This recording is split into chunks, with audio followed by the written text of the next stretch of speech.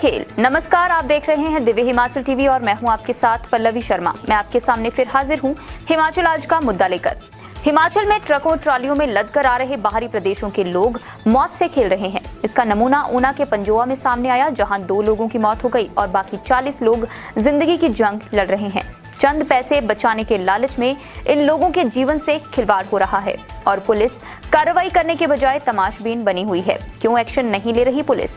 हम पहाड़ी में इसी पर चर्चा कर रहे हैं अनिल अग्निहोत्री और राजेश शर्मा। मौत के मुसाफिर जी धार्मिक पर्यटन जोर पकड़ रहा है। दूसरा तो हमने पहले ही चर्चा कर रही है, कल हमने संडे स्पेशल में की थी कि टूरिस्ट कैसे आ रहे हैं, जो कॉमन टूरिस्ट होते हैं। बिल्कुल, धार्मिक पर्यटन भी बढ़ रहा है राजेश।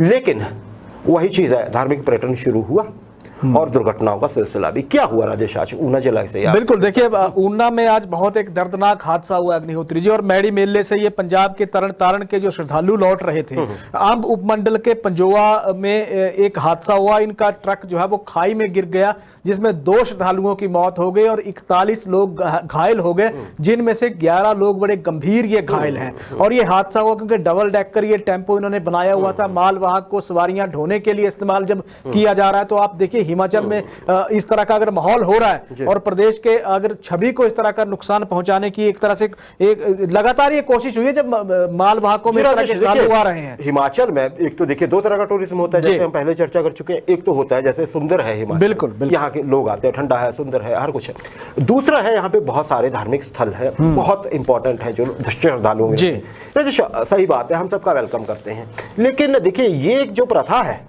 जो चीजें होती है राजेश, जो बाहरी प्रदेशों से लोग एक तो ट्रैफिक नियमों का पालन नहीं करते, दूसरा जैसे आपने जिक्र किया डबल डेकर। आप क्या करते हैं, देखिएगा कई ट्रक्स में आ रहे हैं, ट्रक सामान ढोने के लिए बने, ट्रैक्टर ट्रॉलीज में आ रहे हैं, सामान ढोने के लिए बनी है। आप जैसे आपने कहा कैंटर्स या टेम्पो, जिस भी कैटेगरी में आप रखते हैं, मिनी ट्रक जो होते हैं, उसमें भी। और फिर उसमें क्या किया होता है, लकड़ी डाल के नीचे भी सेक्शन में जगह बनाई होती है, ऊपर त्रिपाल लगाया हुआ है, फिर लोग उसमें भरे हुए हैं। और राजेश ये प्रथा अभी नहीं शुरू हुई है जी।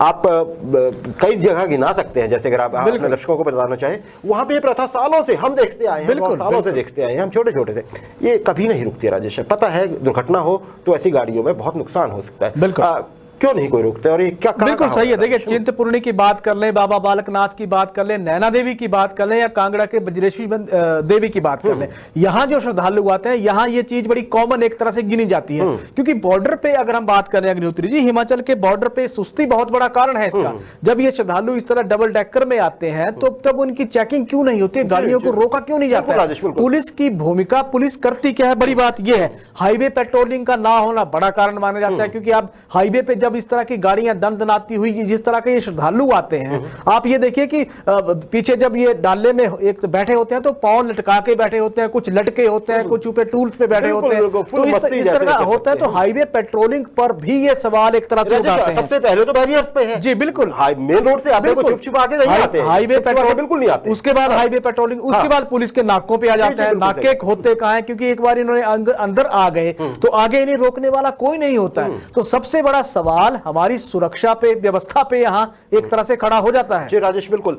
तो आम आदमी की तो चालान धड़ाधड़ कटते हैं, बिल्कुल, इनको रोका भी नहीं जाता है, जबकि सारे आम पता है कि भगवान न करे हल्की सी भी दुर्घटना हो जाए तो बहुत बहुत ज्यादा नुकसान हो सकता है जान माल का। बिल्कुल। अच्छा, एक और चीज है, क्योंकि ऐसा दिखता है कि ये जो श्रद्धालु होते हैं ये तो अपनी जान को इसमें डाल ही रहे हैं। एक राजेश नया पंगा भी खड़ा हो रहा है आजकल हिमाचल में, और नया पंगा वो हम रोज बात कर रहे हैं, वो जो ये बात चल रही है कि जी यहाँ पे हिमाचल में पंजाब से आने वाले कुछ लोगों को परेशान कर रहे हैं, उनके झंडे वंडे उतरवा रहे हैं, और वो लोग, पुलिस नहीं, वो लोग वापस जाके हिमाचल की, ऐसी कुछ खबरें आई हैं कि हिमाचल की गाड़ियों को रोकने की कोशिश करते हैं कि जी हिमाचल में हमें रोका गया था तो हम आपको रोक लेंगे। पुलिस की बात नहीं हम कर रहे, बिल्कुल आम पंजाब से आने वाले कुछ लोगों की बात, बिल्कुल लोगों जी। ये क्या मसला है? बिल्कुल सही है। देखिए ये थोड़ा सा मसला जो ये पैदा हुआ था, इस मसले पे आज की जो प्रतिक्रिया है उसमें एसपी मंडी ने सीधे तौर पे बात की है पंजाब सरकार से। और पंजाब सरकार से जब बात हुई है, पंजाब पुलिस से जब बात हुई है, तो उसमें ये सीधे तौर पे उन्होंने दलील दी है कि इस तरह से प्रदेश की छवि को खराब करने की कोशिश की जा रही है।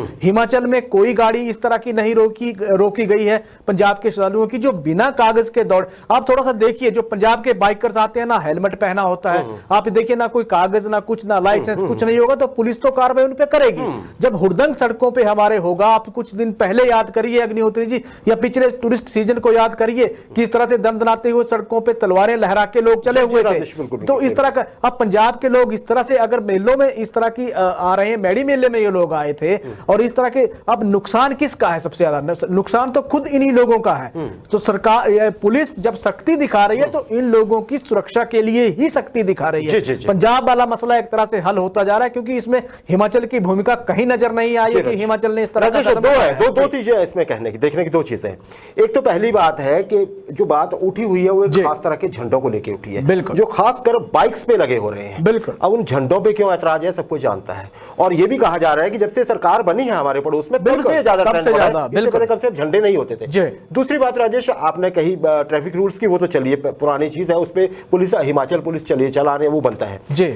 और तीसरी बात, अगर ये कोई बदला लेने जैसी बात कही जा रही है कि जी आप हमारे साथ हिमाचल में ऐसा करें, तो देखिए हिमाचल में पंजाब के लोग अक्सर घूमने आते हैं, बिल्कुल, लेकिन पंजाब से होकर हिमाचल जब भी गुजरता है तो वो काम से चला होता है। बहुत कम ऐसा होता है कि पंजाब में हिमाचल के लोग घूमने के लिए गए हों, है ना राजेश? रोजगार तो जो भी जाएगा वो भाई जल्दी से जाएगा। अगर मान लीजिए किसी की गाड़ी वैसे भी रोक ली, परिवार के साथ कोई आदमी चला हुआ है, थोड़ी सी बात होगी तो कुछ अच्छा, कोई पीजीआई चला है, कोई कहीं जरूरी काम से चला है, तो ये नहीं होना चाहिए। आपने अच्छा कहा कि पंजाब और हिमाचल के इस बारे में बात हो रही है, बिल्कुल, शांति से रहें भाई भाई जी।